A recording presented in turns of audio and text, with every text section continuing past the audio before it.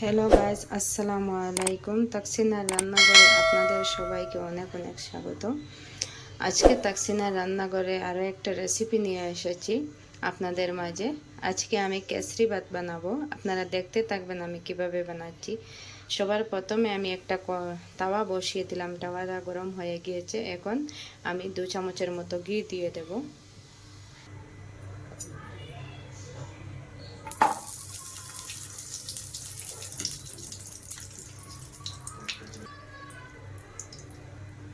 ঘি মেল্ট হয়ে গিয়েছে। সবার প্রথমে আমি কাজুগুলো ভেজে নেব।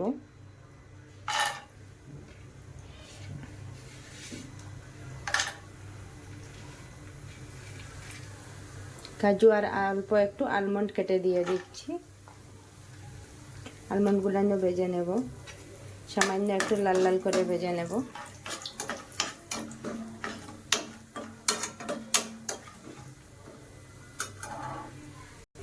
সামান্য একটু লাল লাল করে ভেজে নিয়েছি। এখন আমি অল্প কিছুটা কিশমিশ দিয়ে দেব, দিয়ে আবারও অল্প একটু লাল লাল করে ভেজে নেব।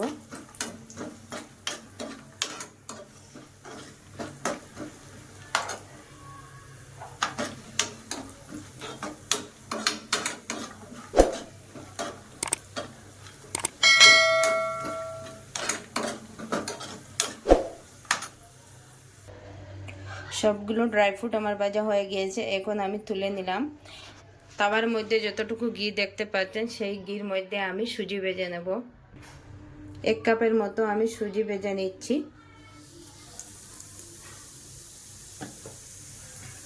ভালো করে নাড়াচাড়া করে ভেজে নেব। সামান্য একটু গোল্ডেন কালার করে আমি ভেজে নেব।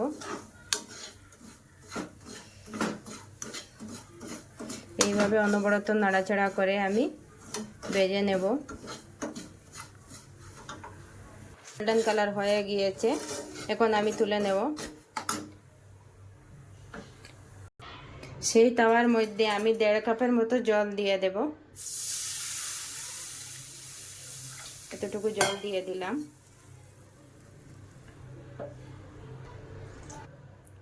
3টা এলাইচি দিয়ে দিলাম। একদম সামান্য সাদা তেল দিয়ে দিচ্ছি, দেখুন এতটুকু দিয়ে দিলাম। 2 চামচের মতো ঘি দিয়ে দিলাম। দিয়ে আমি অনবরত এইভাবে নাড়াচাড়া করতে থাকবো যতক্ষণ না জলগুলান ফুটে আসে, ততক্ষণ পর্যন্ত আমি এইভাবে নাড়াচাড়া করতে থাকবো।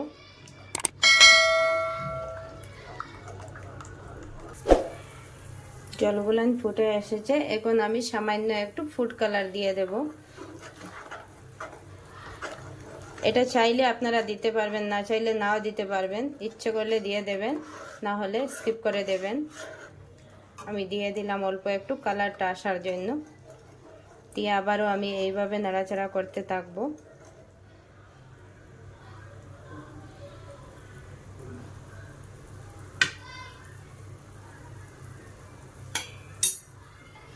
ফুটে ওঠা জলের মধ্যে ভেজে রাখা সুজিগুলান দিয়ে দেব। দিয়ে আমি এইভাবে নাড়াচাড়া করতে থাকবো।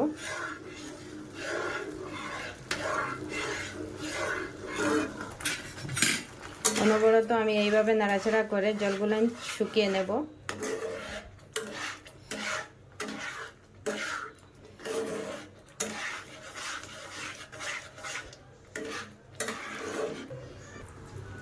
এখন আমি 1 কাপের মতো চিনি দিয়ে দিচ্ছি। আপনারা যে যেরকম মিষ্টি খেতে পছন্দ করেন সেই রকম দিয়ে দেবেন চিনি পরিমাণটা।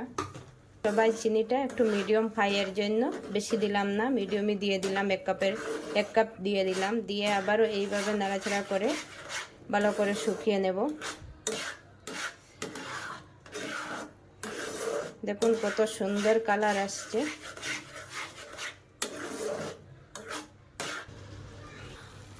দেখুন শুকিয়ে গেছে আমার কেসরি ভাতগুলান। এখন আমি ভেজে রাখা ড্রাই ফ্রুটগুলান দিয়ে দেব। দেখুন উপরে এইভাবে দিয়ে দিচ্ছি।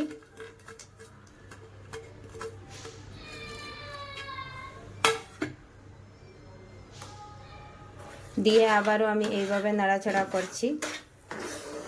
দেখুন কত সুন্দর লাগছে দেখতে।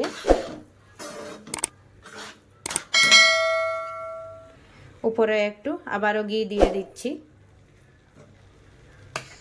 দিয়ে আবারও আমি এইভাবে নাড়াচাড়া করতে থাকবো। কত সুন্দর কালার এসেছে দেখুন, কত সহজভাবে আমি কেশরি ভাতগুলো বানিয়ে নিলাম। আপনারা চাইলে ঘরে এইভাবে বানিয়ে নিতে পারবেন, খুবই ভালো লাগে খেতে, খুবই সুস্বাদু লাগে। দেখুন কত সুন্দরভাবে হয়ে গিয়েছে। তাওয়া থেকে দেখুন কিভাবে ছেড়ে দিচ্ছে, দেখে আপনারা বুঝতে পারছেন। এখন আমি 2 মিনিটের জন্য ঢাকনা দিয়ে ঢেকে রেখে দেব। চুলার আগুনটা একবারে কমিয়ে আমি 2 মিনিটের মতো রেখে দিলাম। 2 মিনিট পরে ফিরে আসছি। 2 মিনিট পরে আমি ফিরে এলাম। কীরকম হয়েছে দেখুন, কত সুন্দর হয়েছে আমার কেশরি ভাতগুলাই, ভালো লাগছে দেখতে। আপনারাও চাইলে এভাবে বানিয়ে নিতে পারবেন ঘরে, খুবই সহজভাবে আমি বানিয়ে নিয়েছি। এখন আমি আপনাদেরকে নামিয়ে দেখাচ্ছি। দেখুন বন্ধুরা, একটা বাটি দিয়ে আমি এইভাবে একটা শেপ দিয়ে নিলাম, নিয়ে দেখুন কত সুন্দর হয়েছে।